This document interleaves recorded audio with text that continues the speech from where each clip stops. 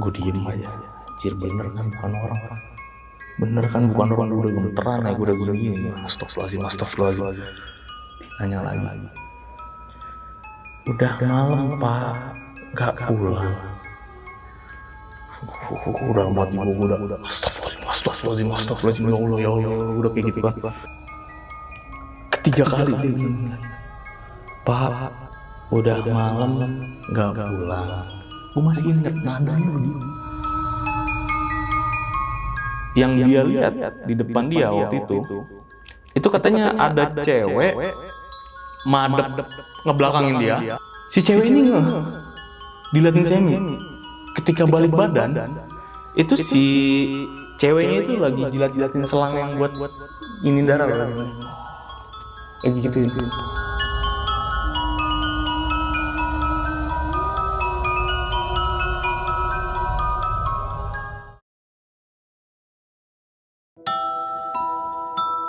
Assalamualaikum warahmatullahi wabarakatuh. Balik lagi di channel Kisah Tengah Malam bareng gua Saputro Kristiansyah. Pada malam ini gua kedatangan satu narasumber yang mau menceritakan pengalaman mistisnya saat dia bekerja di salah satu rumah sakit di daerah Jakarta Timur. Sebelah gua udah ada Bang Gilang Ahaditya. Halo Bang. Halo Bang. Udah nggak asing mukanya nih kalau buat penonton Kisah Tengah Malam ya. Udah tau lah ya siapa Bang Gilang ya. Oke. Bang, gua mau nanya nih Bang. Oke. Cerita lo tentang di rumah sakit kerja di tahun berapa Bang? Itu 2018. 2018, oke. Dan kerja sebagai apa tuh Bang? Waktu itu gue dibentuk tim sama kantor gue. Itu tim audit, kayak audit internal gitu. Oh, audit. Jadi buat ngaudit aset-aset yang ada di rumah sakit. Oh, jatuhnya ya kayak keuangan gitu ya? Tapi gue khusus ngurusin aset. Oh, aset yang ada di rumah sakit. Barang-barang kayak alat-alat rumah sakit lah ya, iya, semuanya segala macam. Iya, semuanya dari yang kecil sampai yang gede. Sudah. Ambulan juga masuk. Masuk. Segala macam. Dari yang kecil-kecil yang mobile juga masuk itu. Makanya itu project gue bilang ya projectnya nggak mungkin sih. Waktu itu dikasih waktu 6 bulan ngelarin, kita molor jadi 8 bulan.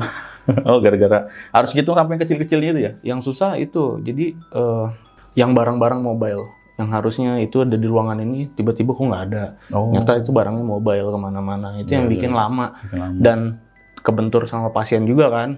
Jadi kan kita kerjanya itu selalu masuk ke ruangan-ruangan gitu loh. Oke.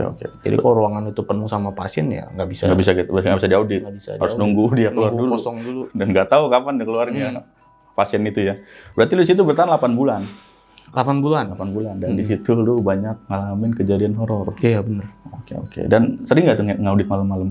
Sering. Apalagi waktu mau tahun baru itu mau tutup buku ya, tutup buku tahunan. Itu gue lagi hektik-hektiknya tuh.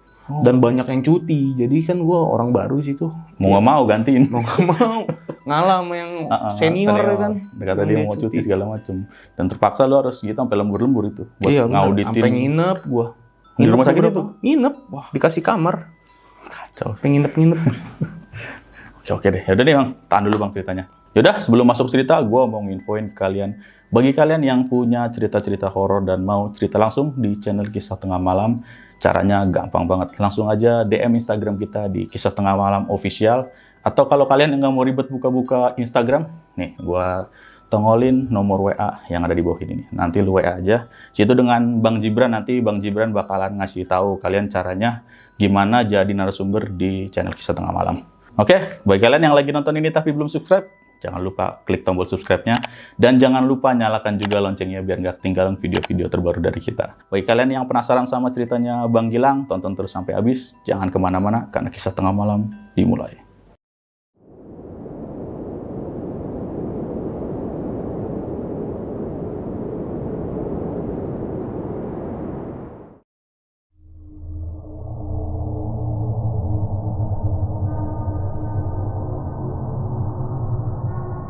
Oke, jadi pada tahun 2018 itu nih, gue kerja di suatu perusahaan yang menaungi rumah sakit. Salah satu rumah sakit besar di daerah Jakarta Timur. Jadi rumah sakit ini bukan di Jakarta Timur doang sebenarnya. Jadi rumah sakitnya ada tersebar lah beberapa di kota-kota besar di Indonesia. Dan yang pastinya kalau rumah sakit besar ini dia punya manajemen office yang menaunginya, ya kan. Nah, gue ini karyawan manajemen office-nya sebenarnya. Jadi bukan dari rumah sakit aslinya nih. Oke, oke. Dan gue waktu itu ditugasin sama bos gue, manajer gue, ke Pak Miles ke rumah sakit yang ada di Jakarta. Jadi kebetulan tuh waktu itu manajemen office-nya ada di Jakarta juga, rumah sakitnya ada di Jakarta, deket dong. Dibentuklah waktu itu tim ya, 4 orang, 2 cowok, 2 cewek ya kan. Waktu itu ya gue, Erpan, Emi, sama Cindy ya waktu itu berempat. Nah, rumah sakit ini tuh rumah sakit yang rame ya, rumah sakit yang nggak sepi, jauh dari kata horor, bangunannya pun modern ya kan.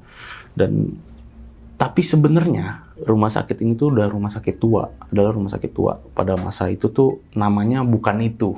Oh, udah pernah ganti nama? Iya, jadi ganti nama, bangunannya juga direnov abis ya kan, dibangun lagi gedung di sampingnya yang gede juga ya kan. Jadi terlihat modern lah, terlihat bagus sekarang. Oke, sebelumnya mungkin gua jelasin dulu nih ya, job desk gua di situ tuh kan tadi yang gue bilang kan, itu gua tim audit ya kan, audit aset. Jadi gua audit internalnya nih. Sebelum ada audit dari luar, gua ngaudit dulu buat ngebenerin aset-aset yang ada di rumah sakit itu udah bener apa belum sama data yang kita punya gitu loh. Dan tugas gua itu ya udah pasti mobile. Gue dikasih ruangan memang di back office, di basementnya itu ada back office, dikasih ruangan. Tapi gue kerja gue tetap mobile. Jadi gue bawa laptop kemana-mana. Gue sama temen gue ke ruangan ini, ke ruangan itu. Nah, gue dapat privilege, gue boleh masuk ke setiap ruangan yang ada di rumah sakit pada saat itu. Asal izin sama kepala ruangannya. Nah, Oke. tapi dengan catatan, tidak boleh mengganggu jalannya operasional rumah sakit. Ya kan, dalam tanda kutip tidak boleh mengganggu pasien. Gitu kan. Jadi kalau ada pasien ya kita nggak bisa audit di situ. Tunggu ruangannya kosong dulu. Jadi kalau ada pasien ya kita ke ruangan yang lain dulu yang kosong gitu loh modelnya. Model kerjanya mobile, ngacak dan pasti masuk ke setiap ruangan, termasuk ruang jenazah. Hari pertama, hari kedua sampai seterusnya itu normal-normal aja nih. Sampai di mana waktu itu gua ngaudit ke ruangan fisioterapi. Fisioterapi yang buat itu tuh atlet-atlet tuh. Atlet-atlet salah otot apa gimana tuh kesleo kan nggak ngerti gue. Itu ada ruangan fisioterapinya di sana. Ini masih siang ya, sekitar jam 2-an waktu itu. Gue sama Erpan nih berdua ke ruangan fisio. Terus gue langsung ke ruangan storage ya, ruangan penyimpanan. Waktu itu gue ngaudit di situ. Gue lihat satu manekin gitu. Bentuknya manekin kayak di lab-lab IPA.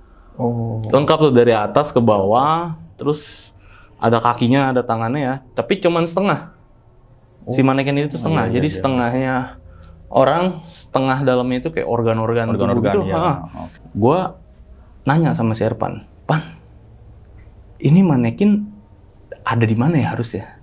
Karena gue lihat di data gue itu nggak ada, harusnya nggak ada manekin itu. Kata si Erpan ya harusnya di sini, mau di mana lagi, ya kan? Namanya juga orang visio, harusnya memang ada manekin dong. Tapi di data gue nggak ada. Coba cari di data lo ada nggak? Siapa tahu beda kan. Tapi ternyata di Erpan juga nggak ada, sama aja. Akhirnya ya gue di situ kayak bingung lah ya nyari. Kita nyari ada kemungkinan nggak nih si manekin ini nyasar nih, bukan di ruangan ini harusnya. Jadi kita nyari di ruangan-ruangan sekitarnya. Praktiknya kan gitu. Siapa tahu ketaruh di situ atau nggak salah naruh, nggak sengaja kan. Suster apa dokter.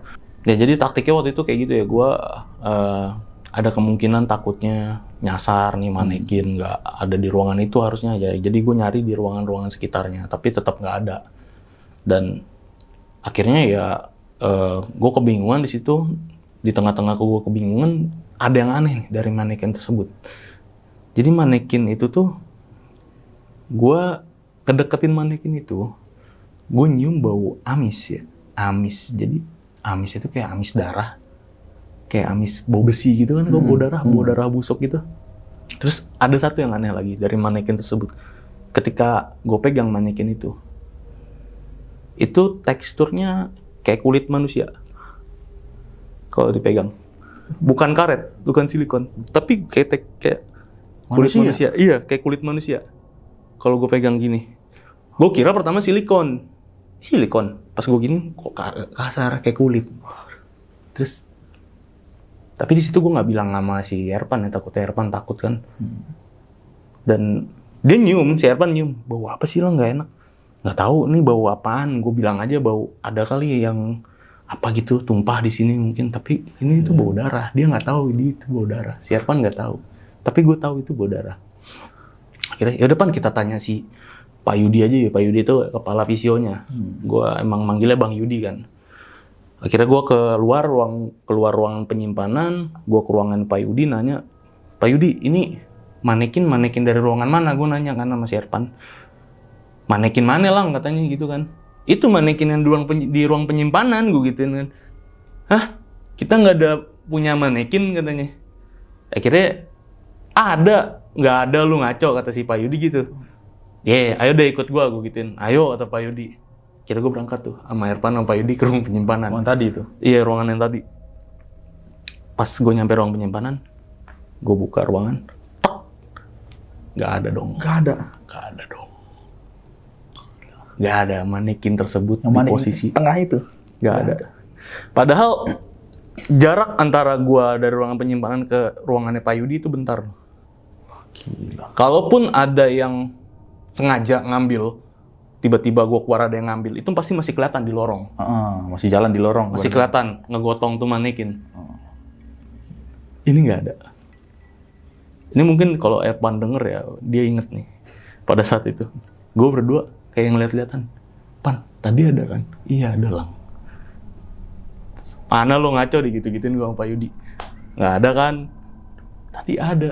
Dan nggak bisa lihat CCTV karena di ruang penyimpanan nggak CCTV. Ada di koridor kan. CCTV di ruangan-ruangan yang gede. Akhirnya, ya gue sama Erpan. Ternyata gini Erpan ya. Kerja di rumah sakit, gue bilang gitu sama Erpan. Ini baru sekali nih kita aneh. Sebelumnya nggak ada kan Pan? Nggak ada sih, cuman ya gue ada feeling nggak enak aja kata si Erpan. Nggak tahu nih, gimana? Udah nggak usah diceritain. Tadi kita mau cerita masih Emi masih Cindy. Tapi kayak nggak usah ceritain deh. Takut mereka takut ya kan. Singkat cerita, gue kayak biasa kan ngasih ke ruangan-ruangan lain. Nggak ada yang aneh. Ruang-ruang radiologi selesai, ruang mana selesai, ruang anak selesai. Sampai di mana? Ini yang bikin gue merinding gue. Kalau inget, ini yang gue bilang ruangan paling serem sih di ruangan tersebut ya selain ruang ICU. Ini ruang hemodialisa. Ruang hemodialisa itu adalah ruang, setahu gue ya, tapi kalau ada yang salah koreksi aja. Karena gue bukan orang medis kan ya. Ruang hemodialisa itu ruang cuci darah. Jadi buat orang-orang yang mohon maaf punya gangguan ginjal. Ya, di situ kan banyak kayak bed tapi setengah bangku gitu loh. Terus ada alat sulingnya gitu, ada selang-selangnya. Waktu itu ruang hemodialisa itu lagi kosong. Lagi nggak ada pasien, lagi nggak ada yang daftar. Karena sebelum kalau mau ruangan hemodialisa itu dipakai, biasanya ada yang daftar dulu, pasien apa segala macam, dan disiapkan dulu. Ini nggak ada. Kemungkinan kata suster, ruangan ini bakal kosong terus sampai seminggu ke depan. Akhirnya gue berempat nih, gue bukan berdua lagi, memutuskan ngepost di ruangan tersebut. Maksudnya ngepost ini, gue, Emi, Cindy, sama Erpan naruh alat-alat gue di situ, naruh laptop segala macam peralatan di situ karena di ruangan hemodialisis itu ada nurse stationnya. Nah kita di situ tuh kerjanya. Ya. Dan di ruang hemodialisis ini ada di lantai 5, lantai paling atas. Lantai 5 ini berbarengan sama ruang bayi. Ruang NICU, ruang bersalin segala macam. Itu satu ruangan atau bisa? Maksudnya satu lantai itu ada ruang-ruang itu. Satu lantai itu. Dan di ruang hemodialisis ini di dekat situ juga, dekat ruangan bersalin, ruangan NICU. Oke. Rame tuh kalau di luar di ruang tunggunya karena orang nunggu bayi kan. Ada keluarga nungguin yang baru lahiran, itu rame ruangannya. Tapi ketika masuk ruang hemodialisis ini kayak aneh gitu. Kayak sepi banget. Sunyi banget. Di luar rame. Ketika lu masuk ruangan sepi kan pasti lu ngerasain sensasi yang ya betul. Anjir. Beda gitu tiba-tiba suasananya. sepi ya. Kayak gitu. Ya udah kita kerja lah di situ. Dari hari pertama nggak ada yang aneh sampai hari kedua apa hari ketiga waktu itu gue lupa. Waktu itu gue lagi kerja biasa di nurse station. Tiba-tiba dari ruang penyimpanan, karena di ruang hemodialisis itu ada ruang penyimpanan juga teman, nggak terlalu gede kayak di visio. Itu ruang hemodialisis panjang, persegi panjang. Kita nurse station di tengah gitu. Ruang penyimpanan di sini nih, di pojok. Dan di sini tuh depan nurse station itu kasur pasien gitu. Dari sudut ruangan penyimpanan ada bunyi. Kletak. Kletak. Kita berempat notice. Wih, apaan tuh? Gitu kan biasa. Tikus kali, tikus, kata si Erpan begitu. Kayak tikus nggak mungkin dah, karena ruang penyimpanan ini dingin, bersih, steril lah, ya kan, steril banget. Nggak mungkin ada tikus, nggak masuk logika gua. Ya, akhirnya gue cek, kletak bunyi. Pas gue cek, nggak ada apa-apa. Itu hari pertama ada gangguan ya. Lanjut besoknya, ini gue udah mulai ngecek ruang penyimpanan itu, ruangan di dalam Mama Erpan. Waktu itu kondisinya tuh lagi maghrib ya, lagi maghrib, mau maghrib lah, kita mau pulang waktu itu.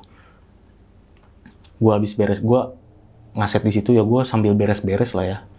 Sekalian ngerapin barang-barang yang emang nggak sesuai, ini harusnya ditaruh di sini, taruh sini gitu loh. Sampai kita data ya kan, nomor-nomor serinya segala macam, karena situ alat banyak banget. Terus udah selesai, beres. Gue sama Erpan keluar ruangan. Emi sama si Cindy itu masih di room station. Gue keluar ruangan, baru gue nutup pintu. Ceklok.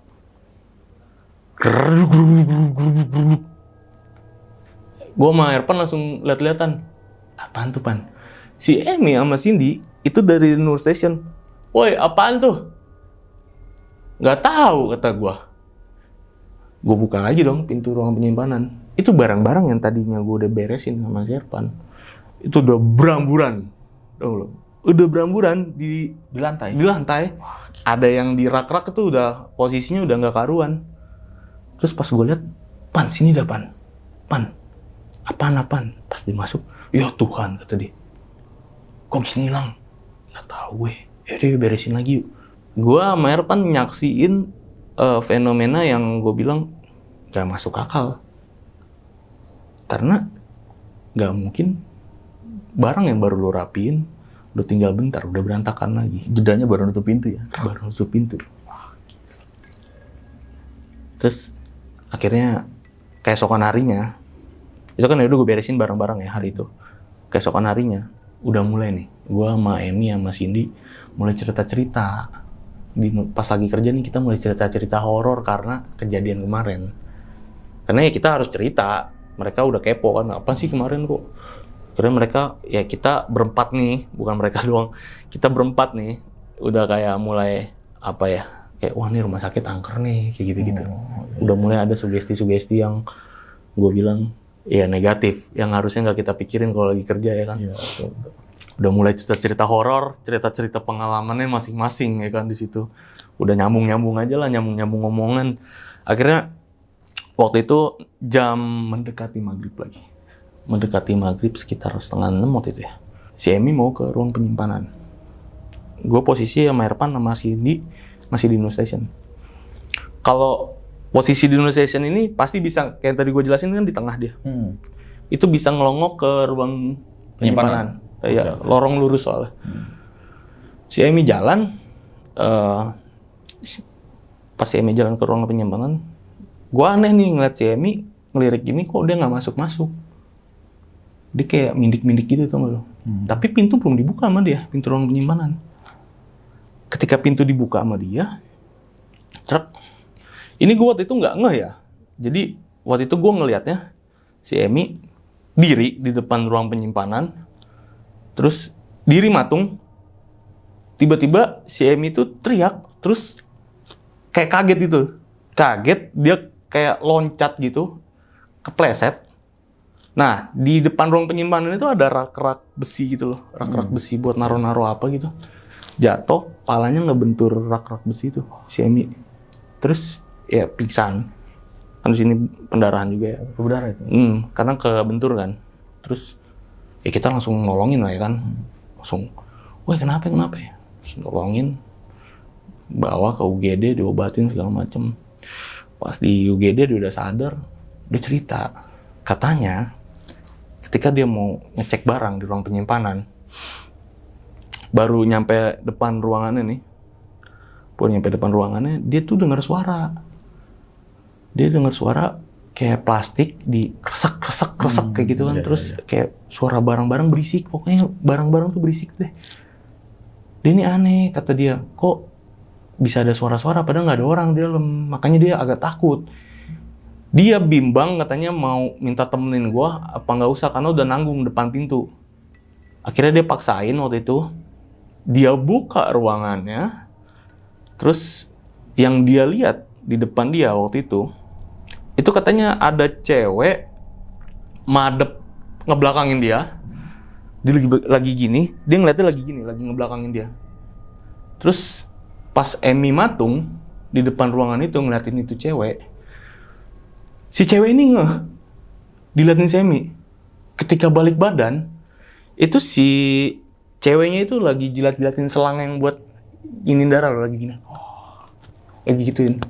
Gila. Di situ makanya Emi kaget dan jatuh. Jadi selang yang buat darah itu bekas-bekasnya lagi dijilat-jilatin. Lagi gini. Jadi dia ngeh, si Emi ngeliat. Itu yang Emi ceritain waktu itu. Sampai kaget, sampai jatuh. Nah, waktu itu, abis itu Emi nggak mau lagi di situ. Emi nggak mau lagi di ruang hemodialisis itu. Kira ya gue sama Erpan yang di situ. Sampai di mana sebenarnya itu udah seminggu lebih ya. Dan habis Emi kejadian itu ya gue sama Erpan berdua sih nggak ada apa-apa, santai aja. Sampai waktunya mungkin kalau gue kan kerja dari Senin sampai Sabtu di situ ya jadwalnya. Tapi gue nih Sabtu sering izin sama manajer gue biar libur aja lah. Sabtu pun setengah hari soalnya. Jadi kalau gue Sabtu mau izin, gue tuh nggak enak kalau mau izin, nggak enaknya sama teman-teman gue, sama tim gue. Jadi gue extend Jumatnya. Extend sampai malam. Lemburin. Gue lemburin biar besoknya libur. Gue sering kayak gitu. Pada waktu di ruang hemodialisis itu pun gue kayak gitu. Jadi besoknya gue kayaknya mau pergi deh. Ini kayaknya gue extend deh. Karena besok gue mau ini ya, gue kelarin dulu kerjaan gue malam ini. Biar besok lu tinggal ngelarin yang ini kan kita kerja tim kan. Oh yaudah pada gitu, yang lain pada oke. Apalagi si Erpan waktu itu nggak bisa nemenin gue. Erpan tuh orang yang nggak pernah sampai malam. Pernah lembur? Nggak pernah, karena dia waktu itu lagi sambil S2 lagi kuliah. Oh, kuliah juga. Jadi malam. dia kelar kerja tuh on time banget, tenggo banget. Kelar tank langsung cabut. Nggak pernah ini, karena dia sambil kuliah kan. Yang sering sampai malam tuh gua, kadang Emi, kadang si Cindy. Nah waktu itu Emi sama Cindy juga balik. Gue sendiri lah di ruang hemodialisis itu. Gue sendirian kerja di situ. Itu masih jam 8 normal ya. Sampai jam 9 lewat. Waktu itu tiba-tiba ruang hemodialisis itu ada yang buka pintunya. Jadi ada yang masuk. Kan nurse station di tengah. Di sebelah kanan nurse station itu, di sebelah kanan gua pintu buat keluar ke koridor lantai 5. Tiba-tiba ada yang ngebuka pintu, krek. Gua nggak gini, enggak. Gua lagi fokus kerja kan, karena gua itu lagi buru-buru biar cepet kelar, biar cepet pulang. Tek, ada yang buka, trek. Gua tahu itu suster yang buka. Karena baju suster di rumah sakit itu, baju ciri khas, warnanya ada ciri khasnya. Jadi bukan yang putih-putih, bukan. Jadi ada warna ciri khasnya dia loh. Oke. Jadi gue tahu itu suster. Karena gue lihat dari ekor mata warna baju suster. Oke. Gue gini doang, oh suster, tapi enggak, gue nggak tahu suster siapa. Dia buka gini, terus dia ngomong, "Pak, udah malam, nggak pulang." "Nggak sus, bentar lagi deh, ini selesai deh." Gue gituin. Bentar lagi juga selesai. Udah tuh, ditutup lagi mana. Sampailah waktu itu sekitar jam 10 ya, mau jam 10, tapi belum jam 10 belum. Gue kelar, gue beresin barang-barang gue mau ke basement. Karena ruangan gue di basement, jadi basementnya itu back office. Ruang manajer, ruang ini semuanya, CS semuanya di basement. Oke. Akhirnya gue ke basement nih, karena gue mau absen, ya kan, mau sekalian mau naruh barang yang nggak boleh gue bawa gitu loh. Pas gue nyampe basement, selesai kan absen segala macem, gue nih mau pulang, ya kan. Pas gue lagi ngerogoh kunci motor, lagi nyari, gue lihat, tres, wih, kunci ruang hemo nih, ke bawah sama gue, kunci ruang hemo, nggak boleh dong, nggak boleh gue bawa tuh kunci. Nah biasanya emang yang kalau balikin kunci itu si Emi sama si Indi balikin ke suster di lantai 5 di nurse station pusatnya. Jadi kita balikin ke situ setelah pakai ruangan itu. Wah ke bawah nih anjir, ya gue harus ke lantai 5 lagi dong, PR nih. Akhirnya waktu itu gue di basement naik lift. Di basement itu adanya lift. Satu-satunya akses dari basement ke atas itu cuma lift. Akhirnya gue buka lift kan. Pas gue buka lift kebuka. Di dalam lift itu ada satu suster. Dia diri cuma madep serong kanan gitu. Ya gue masuk lah biasa ya. Gue masuk gini. Gue mencet lantai 3. Gue mau ke lantai 5 tapi gue mencet lantai 3 karena lantai 5 di basement ini, jadi basement ini sama ruang hemodialisa nggak satu gedung dan lantai 5-nya ini nggak connect. Jadi basement ini ada di gedung baru, si ruang hemodialisa ini di lantai 5 gedung lama. Okay, dan yang connect itu cuma sampai lantai 3. Jadi lantai 5-nya belum connect mereka. Oke. Beda lift jadinya. Gue mencet lantai 3 karena gue mau tuker lift di lantai 3 kan. Kalau lantai 3 itu inpatient, ruangan inpatient semua. Gue mau mencet lantai 3. Terus gue ngeliat nih suster. Sus, lantai berapa? Gue gituin kan ya. Dia diem, nggak jawab. Sus, dia diem aja. Udah, atau gue lantai 3. Mungkin sama kali, gue mikir kan mungkin mau ke lantai 3 juga. Naiklah tuh lift. Ke lantai ground, ke G. Lantai ground tuh lobbynya BPJS. Rame dong. Iya. Tapi itu di jam 10. Jadi nggak terlalu yang rame gimana gitu. Ada kayak sekitar 5 orang lah udah nungguin lift. 5 orang waktu itu. Masuk ke dalam lift. Posisi gua waktu itu di pojok, kan lift persegi ya. Si suster ini ada di pojok kanan belakang. Gua ada di pojok kiri depan. Oke. Jadi pas si orang-orang itu masuk, gua pindah ke pojok kiri belakang. Sejajar sama itu suster. Ya. Orang-orang di depan tuh ya. Naiklah tuh lantai, orang-orang mencet lah lantai sampai lantai 5 mencet lantai 1, 2, 3, 5, nggak ada 4 nggak ada di lift itu. Lift berhenti di lantai 1, gue ngeliatin nih suster ngapain dia tadi diem mulu. Terus dia tuh bener-bener madep senong kanan banget gitu loh. Jadi nyender gini aja ya, nyender di pojokan. Ini suster ngapain, nggak gerak, nggak apa-apa ini suster. Maksudnya kalau ya normalnya orang gerakin bahu kayak apa gitu kan, pegel diri gitu kan ya. Ini enggak, dia matung aja gini. Matung diem aja bro, gini. Matung diem aja.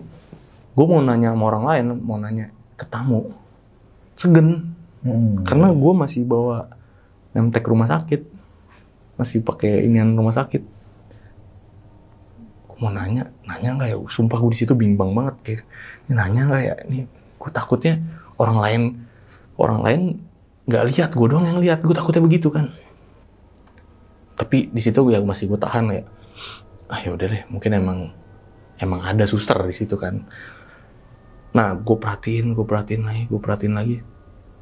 Itu suster kan lift stainless ya? Stainless. Kita bisa semi ngaca gitu nggak sih? Di stainless ada pantulan. Pas gue baru pas gue lihat gini kan, gue lihat di stainlessnya kok nggak ada mukanya men, rata. Iya. Dan kan kalau seenggaknya lu di stainless itu ada bentuk, ada hitam alis, ada lekukan mata. Ini kayak punggung, jadi rata tau nggak? Kok rata anjir? Tuh gue ngeliatin lagi. Sampai gue kaget waktu itu lift tuh udah nggak tahu lift udah berhenti di mana, gue nggak ngeh. Tiba-tiba gue ngikut ke lantai 5. Ke lantai 5 gedung baru. Gue nggak ngeh. Karena gue melihat ini suster. Iya. Orang ada lah waktu itu di lantai 5, sisa 1 apa 2 orang? Satu orang apa 2 orang gitu waktu itu, gue lupa ya.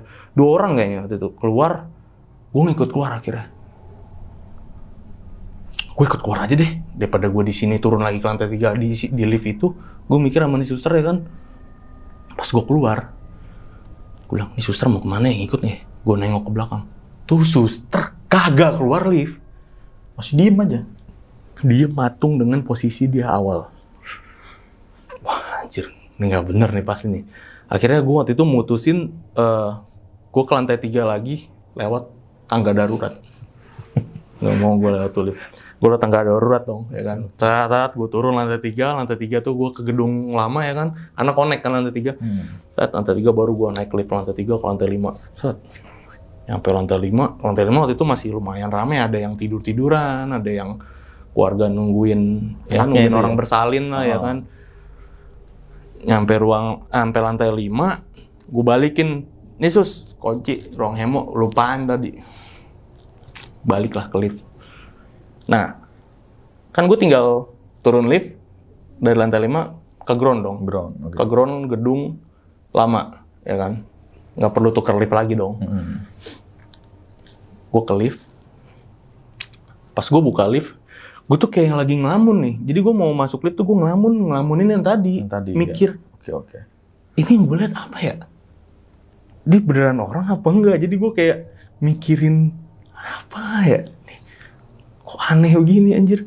Terus ketika pintu lift kebuka, gue masuk tanpa ngeliat ke dalam. Jadi gue udah masuk, gue muter badan, gue ngeliat ke depan itu lift. Gue mau mencet ground, itu di kanan gue ada suster tadi. Dengan posisi yang sama. Terus kayak udah terlanjur kepencet.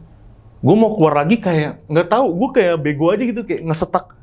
Gue mau keluar lagi, yang gue pikirin waktu itu apa? Gue tengsin mau keluar lagi. Karena di situ ada beberapa orang kan, yang ngeliatin gue, ntar gue keluar masuk, ngapain sih ini orang keluar masuk. Nah gue masih mikirin itu, tau gak lo? Oh iya. Jadi gue udah terlanjur, yaudah deh, gue cuma mau pulang, kata gue. Bismillah, kata gue. Ya udah terlanjur kepencet, kata gue. Tutup tuh pintu. Posisi balik lagi ke awal. Gue di pojok kiri depan, dia di pojok kanan belakang. Gue gini aja nggak mau ngeliat dia kan. Gue gini aja. Aduh nih, lift berasa lama banget loh waktu itu. Lift berasa lama banget, anjir, kata gue. Terus gue liatin lampu, kok nggak ketiga nih lampu liftnya. Dan yang aneh, nggak ada suara kayak suara udara masuk ke kuping lu tuh nggak ada. Jadi lu kayak ditutup gini. Nah, kayak gini nih.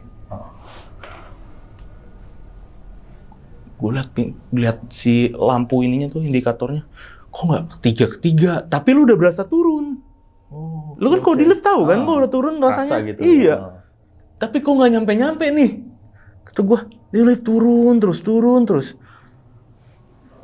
Pas gue liatin lagi nggak berapa lama, untungnya 3. Alhamdulillah, kata gue, 3. Wah, ini berarti bener nih lift. Udah gue langsung buka pintu kan, gue gini aja. Biar kebuka, entah di lantai berapa pun gue mau keluar, kata gue. Gue pencet udah tuh. Tapi nggak mau kepencet. Gue pencet lantai 2, lantai 1 semua gue pencet, nggak ada yang kebuka. Jadi tuh lantai 3 turun ke lantai 2, dari lantai 2 mau turun ke bawah lagi, lama banget. Anjir, ada kali waktu itu 10 menitan. Wah, gila. Nggak masuk akal kan? Nggak masuk akal ya? Itu tau nggak? Ini 10 menit tuh maksudnya total gue ya, sampai ntar keluar lift itu 10 menitan. Jadi ini di tengah-tengah, masih sedikit mau menuju 10 menit itu. Si suster ini bilang, akhirnya dia ngomong, udah malam pak, nggak pulang. Gue denger suara itu dari suster yang ada di belakang gue. Gue diem aja. Anjir, bener kan bukan orang. Gue udah gemeteran ya, gue udah gini. Astagfirullahaladzim. Dia nanya lagi. Udah malam pak, nggak pulang. Udah mati gue udah astagfirullahaladzim. Ya Allah, udah kayak gitu kan. Sumpah, waktu itu gue nggak tahu. Gue kalau bisa pingsan, gue mending pingsan. Kondisi lu berdua sama dia dan lu tahu dia bukan manusia, mending gue pingsan aja. Ketiga kali dia bilangin lagi, pak, udah malam nggak pulang. Gue masih inget nadanya begitu. Gue liat nih lift, ya Allah, 2 turun 1, ayo turun ground karena nggak mau kebuka. Udah pencet 1. Udah nggak mau kebuka. Pas mau ke ground, posisi gue langsung nempel pintu lift, tau gak lu? Gue langsung nempel pintu lift sambil gemeteran kan. Pas lift mau kebuka, jadi indikator itu kan nyampe G dulu, baru si lift tank gitu kan. Pas si indikatornya itu di layar berubah ke G, gue nunggu biar pintu lift ini kebuka dong ya kan. Sebelum pintu lift itu kebuka, itu tangan gue ditarik tuh nggak lo? Krek. Wah, udah malam, gak pulang. Terus gue ngeliat, otomatis kan tangan gue begini dong. Set, gue ngeliat muka dia. Gak ada mukanya, dan cuma ada bibir doang. Oh, udah malam, gak pulang. Itu bekasnya. Bekasnya masih ada waktu itu. Jadi bekas tarikan itu masih ada di tangan gue. Dan yang tadinya gue astagfirullah, ya Allah. Itu udah kebun binatang semua, tau gak lo, di dalam situ. Gue udah, apa gue omongin ya kan. Dan ketika gue tarik paksa, lepas, gue gak berani ngeliat ke belakang lagi, gue keluar lift. Itu langsung yang tadinya gini, langsung sep. Plong, iya. Bro, gue ngeliat sekeliling gue, ya ada orang-orang. Terus orang-orang kayak aneh ngeliatin gue, ngapain nih orang keluar dari lift, lari-larian. Dan orang-orang, ada yang beberapa ngeliatin gue, nih orang apa? Kok keluar lift, lari-larian, ngos-ngosan. Gue kayak malu sendiri tuh. Ya gue mau, wah tolong gue mau kayak gitu nggak bisa, karena kan malu dong. Iya. Gue mikir, anjir, pas gue liat ke belakang ya udah ketutup pintu liftnya. Gue pikir, anjir, gue udah lama gak ngalamin segila ini, dan akhirnya gue ngalamin lagi. Ya jadi gue tadinya ketakutan, gemeteran, gue jadi kayak excited gitu. Ya sih, gila, gue ngalamin ini lagi, men, setelah sekian lama ya kan. Kira, udah gue pulang waktu itu, tanpa, ya gimana-gimana gue pulang, cuman tangan dong paling gemeteran kan. Tangan dong di motor gemeteran. Besokannya, gue nggak cerita sama si Ervan sama si Emi sama yang lain. Ya karena gue takut, mereka takut. Dan ya mau cerita juga ntar gue dibilang, halu lu. Iya, betul. Tapi kalau mau dilihat, itu ada bekasnya. Bekas itu genggaman tangan gitu? Ya, busik gitu. Nggak bisa hilang, gue mandi nggak bisa. Gue gosok apa nggak bisa. Itu seminggu lebih ya, nggak hilang waktu itu. Jadi kayak digini nih, seret. Nah, seret. Cuman busik gitu, cuman nggak hilang. Kayak biru gitu. Oh, kayak biru? Iya, kayak biru keabu-abuan gitu ya. Busik gitu, kayak busik gitu. Busikan gimana sih? Iya. Itu nggak hilang seminggu lebih. Jadi mau lo gosok, mau lo apain nggak hilang. Gue nggak cerita ke ini. Padahal kalau gue cerita pun, nih bekasnya gue gituin bisa aja. Cuma gue nggak cerita. Yang ada ngedown semua. Dan akhirnya ya udah normal. Kerja lagi gue waktu itu normal. Sampai di mana waktu itu gue sama anak-anak ngaset di ruang inpatient, ruang rawat inap itu di lantai 3. Waktu itu ini ruang rawat inap ini ruang yang paling susah kita aset karena ya rame mulu ruang rawat inap. Sebelum gua ngaset di situ, sebelumnya memang gua udah meeting sama suster kepala di ruang rawat inap. Kalau mending naruh pasiennya itu jangan ada yang diacak gitu. Misalnya sisi kanan dulu semua. Karena yang susah kata susternya ya di sisi kiri cuma ada kelas-kelas kamar ya. Itu yang susah nyesuaiin ya katanya. Tapi ketika dapat selaknya nih, jadi yang sebelah kanan nih kan ada kanan, tengah sama kiri ya kan. Oh yang sebelah kanan nih lagi kosong nih, bisa nih ngaset di sini. Kira kita berangkat lah gitu. Itu dikasih satu kamar buat kita ngepost biasa, buat kita diem di situ. Dikasih satu kamar, enak lah kamar yang lumayan VIP lah. Ada mejanya segala macem. Waktu itu gue sore-sore ya jam 5-an gue abis sebat kan dari Starling bawah tuh, naik ke atas ke lantai 3. Gue mau masuk ruangan gue lihat kakek-kakek nyeret tiang infus tuh. Infus. Iya, dia mau ke arah pojok. Di pojok itu ada beberapa ruangan lagi gitu. Jadi ruangan gue ini ruang paling deket sama lift sebelah kanan. Oke. Akhirnya gue lihat kakek-kakek mana keluarganya nih, pasien kok dibiarin gini aja. Tapi ya udahlah, gue kan orangnya bodo amatan banget ya. Gue masuk ruangan, terus ada Emi sama si Cindy sama Ervan di situ. Gue nanya, Pan, Mi, emang di ruangan kanan kita ada yang isi ya? Katanya suster kosong semuanya. Gak ada kok katanya si Emi gitu, gak ada kok. Gue baru dari sono, satu-satu baru gue cekin gak ada yang ngisi. Tadi itu kakek-kakek mau kemana? Kalau nggak ke ruangan yang di situ-situ kan, maksudnya yang di sekitar situ mau kemana ke arah situ? Cuman ya udahlah, kata gue. Hari berikutnya lah ya, gue lembur pada malam itu. Jadi kemarinan gue tuh sakit, gue gak masuk. Dan pada hari itu ya gue harus ngejar ketertinggalan dari tim gue gitu loh. Ngejar ketertinggalan, ngejar yang belum gue kerjain ya kan. Gak enak gue sama tim gue kan. Kayaknya gue lembur aja deh malam ini gitu loh. Jadi yang lain pada pulang, gue lembur. Masih di ruang inpatient, masih di ruang yang sama. Tapi waktu itu gue ditemenin sama Firman sama Fahri.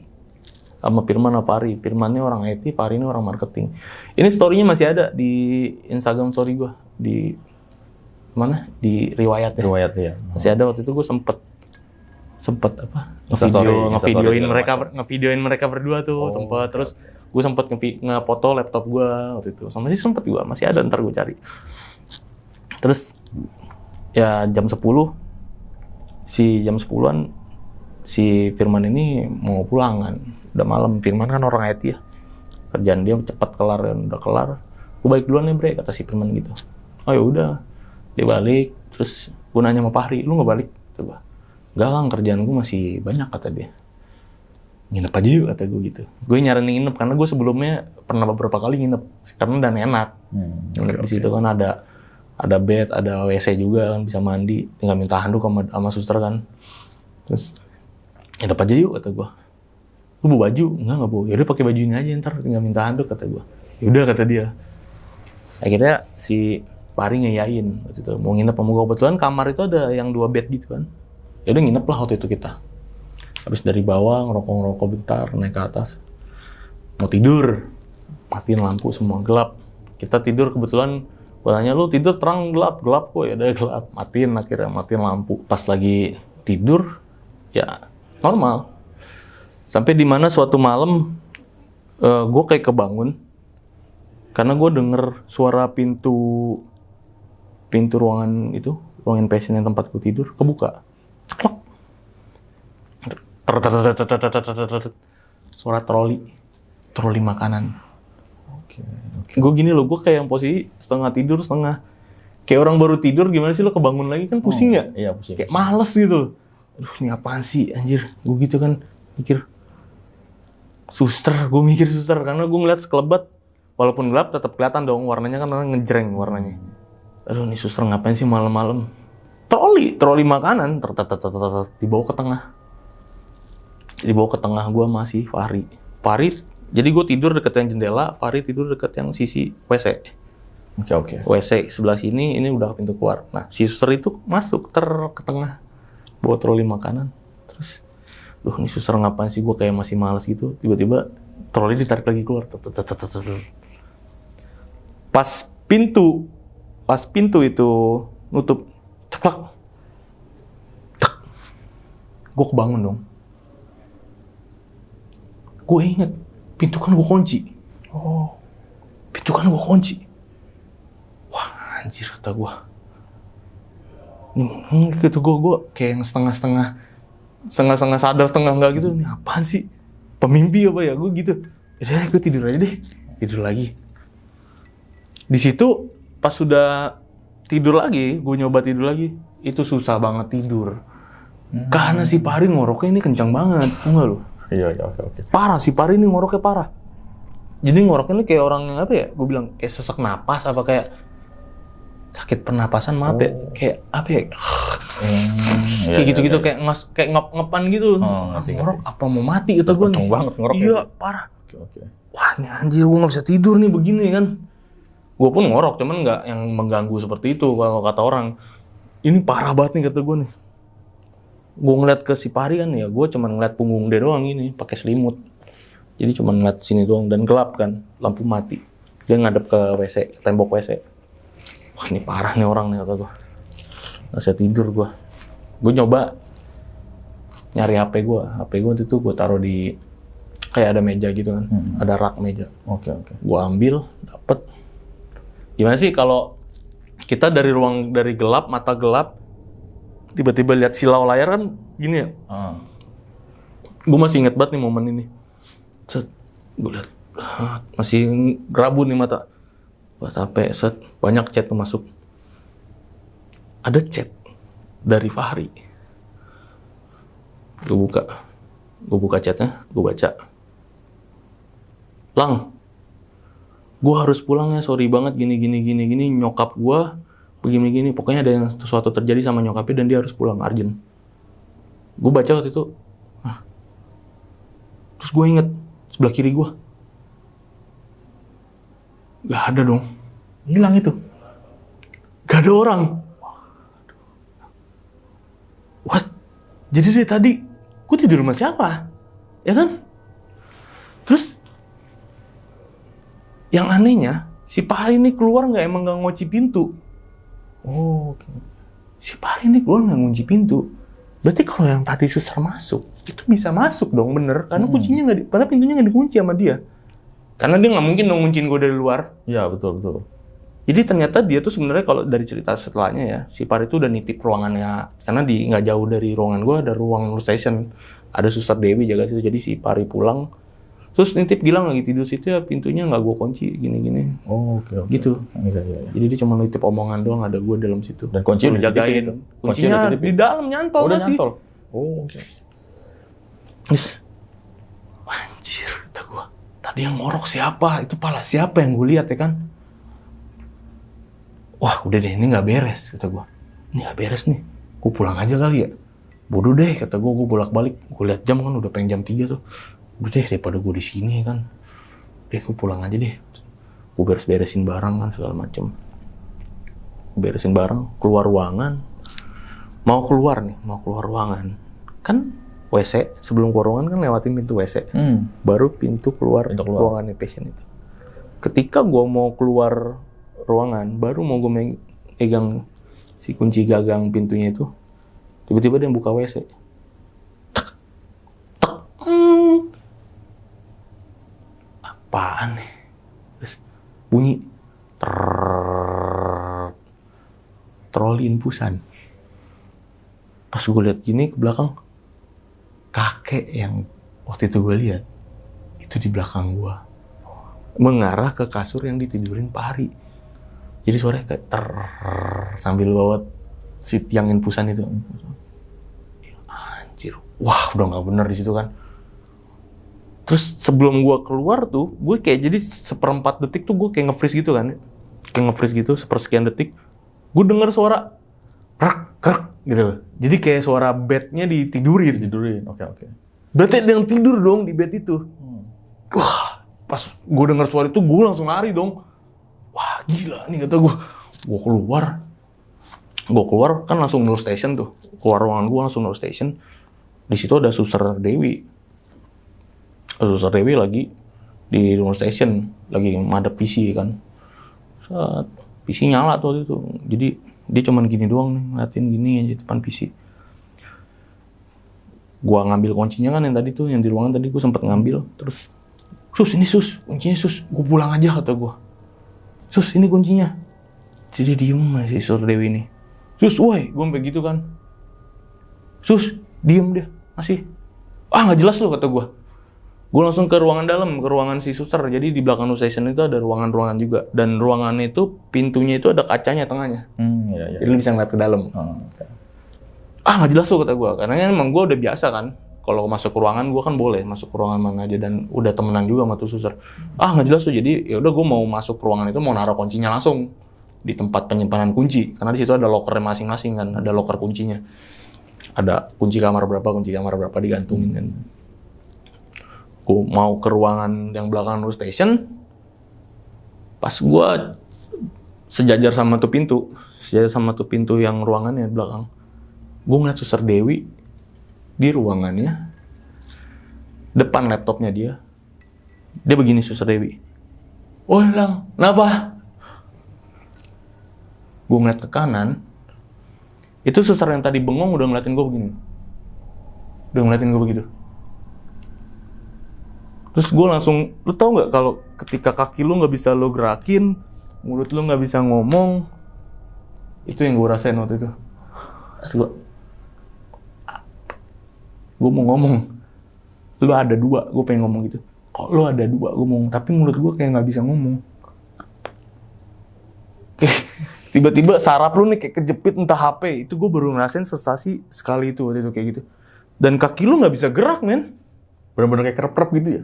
Bener-bener lu kayak kepaku, bener-bener kayak kepaku kaki lu. Ngapa? Si Suster Dewi gitu. Dan suster yang di news station itu begini tutup. Dan itu mukanya Suster Dewi? Suster Dewi. Tapi dia gini, ngotot.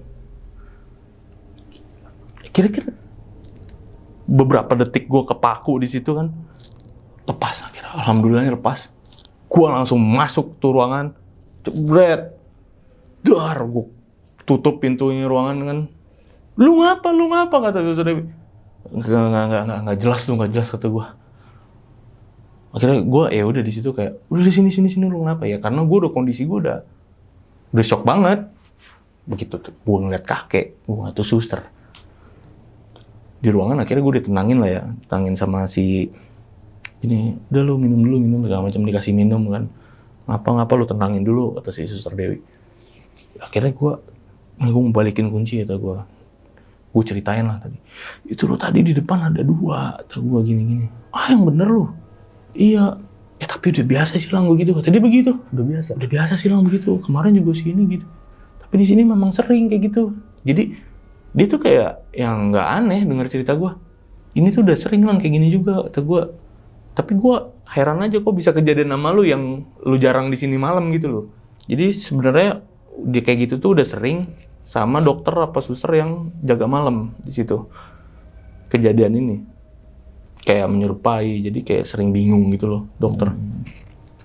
Terus ya gue cerita juga dong yang kakek tadi tuh yang di kamar gue ceritain semuanya malam itu.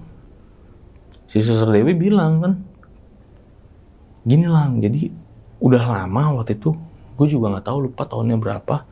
Ini sebelum gue jadi jaga di inpatient ini ya katanya. Jadi waktu itu sebelum di inpatient dia di ruangan mana dulu gitu waktu itu. Sebelum gue di inpatient ini katanya dulu pernah ada suster di sini kecelakaan depan rumah sakit lang. Jadi kecelakaan depan rumah sakit, dia baru balik jaga, masih pakai baju suster, terus masih cuma ditutupin hoodie doang gitulah.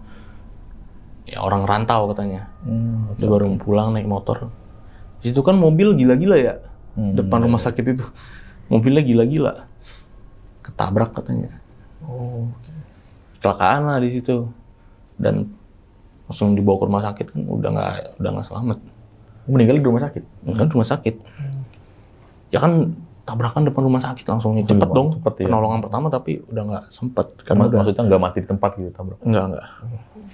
Dan katanya yang gitu kejadian yang nimpa salah satu suster di sana. Dan yang kakek-kakek itu ternyata dia bilang belum ada sebulan kemarin, gue lupa lah tempat lu tidur kemarin ada yang meninggal katanya. Kakek-kakek juga kata dia. Jadi kakek-kakek itu dia ditaruh di situ sama keluarganya dan keluarganya nggak jengukin dia. Jadi keluarganya cuma awal nganterin doang, segala macam ngurus administrasi, ya kan, bla bla bla. Nggak ada yang jenguk tapi. Jadi si ini tuh udah sempat dibawa ke UGD terus akhirnya dirawat di situ. Pas dia dirawat itu nggak ada yang jenguk sama sekali sampai si pihak rumah sakit tuh udah nelpon keluarganya segala macam apapun cara. Ini gimana ya Pak ini. Yang ada yang angkat satu katanya cuman kayak gitu-gitu aja, kayak ala kadarnya doang. Dan nggak dipedulin begitu. Nah, entah saudara jauhnya. Jadi anak-anak aslinya tuh kayak nggak peduli. Oke.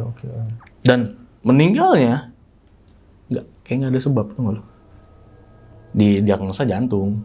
Cuman nggak tahu kapan meninggalnya gitu loh. Berarti dia tidur di situ tiba-tiba meninggal. Tapi nggak ada yang tahu itu. Nggak ada yang tahu dia meninggalnya gimana. Karena nggak ada yang jaga.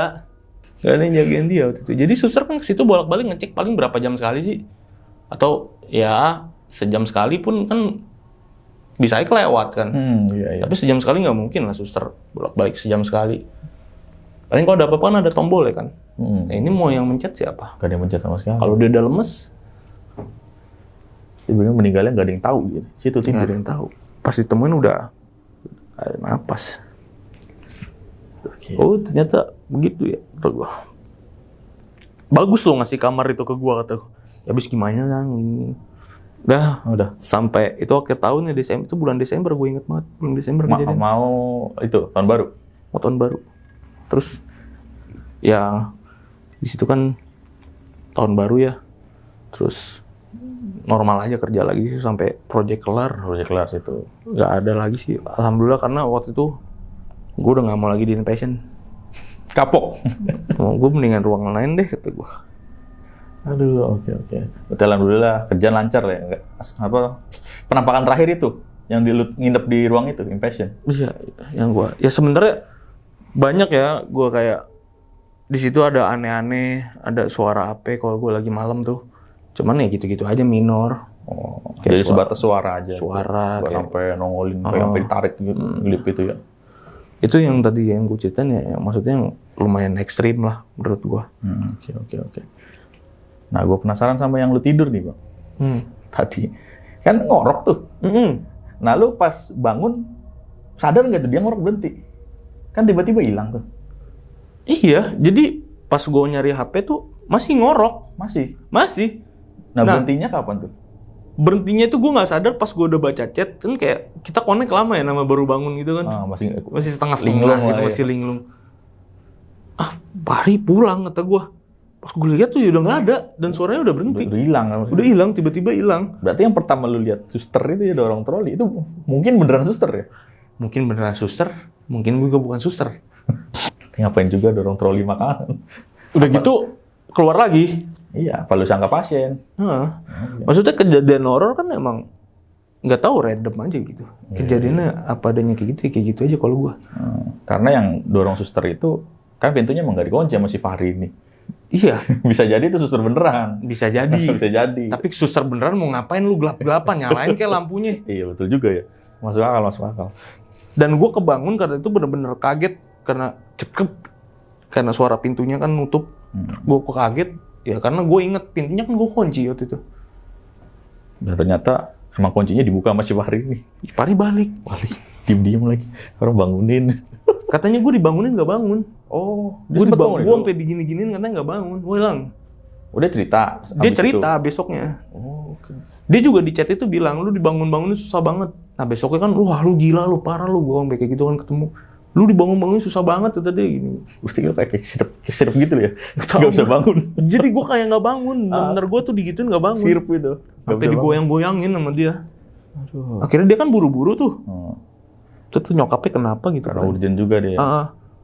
Ini Bang, gue mau nanya yang itu Bang. Penasaran gue sama yang suster ini loh di lift. Nah, lu pernah nggak sih nanya-nanya ke satpam, suster-suster lain? Pernah ada yang ngeliat juga nggak sih itu suster di lift? Katanya sampai ya gue juga kan kalau di rumah sakit kalau mau nanya jawabannya selalu kayak gitu. Udah biasa gitu. Jawabannya udah biasa itu mah. Apalagi ternyata yang suster yang hantu suster ini tuh itu udah sering, maksudnya udah sering banyak yang ngeliat tuh Pak. Yang tadi suster Dewi bilang udah banyak yang sering dibikin bingung sama dia. Karena dia itu karena dia jago duplikat, tau gak lo? Berarti dokter datang nanya diem aja. Dokter nanya bisa dia jawab, terus atau enggak dokter nyuruh gini kan ya. Ternyata kok mana yang tadi? Dokter nggak nyuruh saya. Berarti iseng jatuhnya? Iseng. Jadi udah sering dibikin bingung gitu loh. Oke.